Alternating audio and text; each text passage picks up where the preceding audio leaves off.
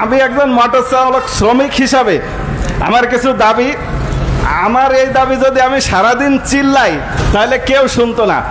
তো আমার দাবিগুলা আমার কর্তৃপক্ষ যেনারা আছে, ঊর্ধ্বতন কর্মকর্তা যেনারা আছে, তাদের মাধ্যমে, আমার পীর সাহেব কেবলার মাধ্যমে যেন সরকারের কাছে পৌঁছায়। বাংলার জমিনে সবচেয়ে অবহেলিত হচ্ছে আমরা মোটর চালক শ্রমিক যারা। আমরা রাস্তাঘাটে গেলে দোষ হোক আর না হোক আমাদের মারতে আসে, আমাদেরকে গালি দেয়। তো এই বৈষম্য কি জন্য? আমাদের এটা থেকে সবার বেরিয়ে আসতে হবে এবং যাতে মোটর চালক শ্রমিকদের উপরে অকারণে স্টিম রোলার চালানো না হয়, তার জন্য আমার পীর সাহেবের কাছে আমার আবেদন। এবং একটা গোষ্ঠীর চাঁদা তোলে শ্রমিক কল্যাণ তহবিল নাম দিয়ে, আমরা সারা জীবন চাঁদা দিয়ে আসি, কিন্তু একজন শ্রমিক আহত হইলে সেই চাঁদা যারা তোলে তারা কোথায় থাকে তাদেরকে খুঁজে পাওয়া যায় না।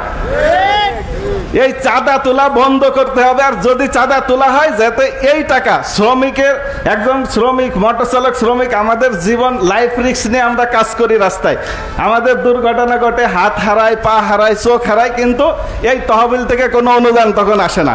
যদি এই তহবিল চালু থাকে তাহলে এই শ্রমিকের কল্যাণের জন্য এই অনুদান সঠিকভাবে কাজে আসে। আর যদি কোনো শ্রমিক মারা যায় তাহলে সরকারের পক্ষ থেকে তার জন্য ন্যূনতম একটা অনুদান যাতে দেওয়া হয়, অথবা কোনো শ্রমিক পঙ্গুত্ব বরণ করলে, হাত হারালে, পা হারালে তাদের জন্য একটা ন্যূনতম অনুদান দেওয়া হয়। তারপরে আমাদেরকে ড্রাইভাররা বয়স্ক অবস্থায় আমাদের ড্রাইভ করতে হয়।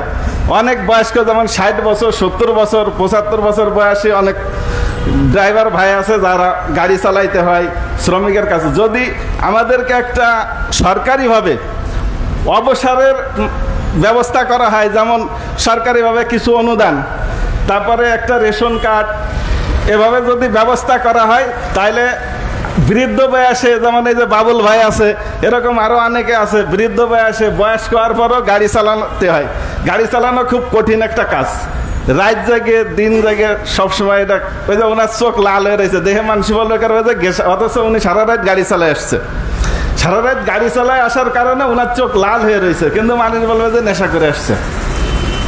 তো এটা আমি, আমার এই দাবিগুলা আমার পীর সাহেব কেবলার মাধ্যমে যাতে সরকারের কাছে পৌঁছায়, তার জন্য আমি বিশেষভাবে অনুরোধ করছি।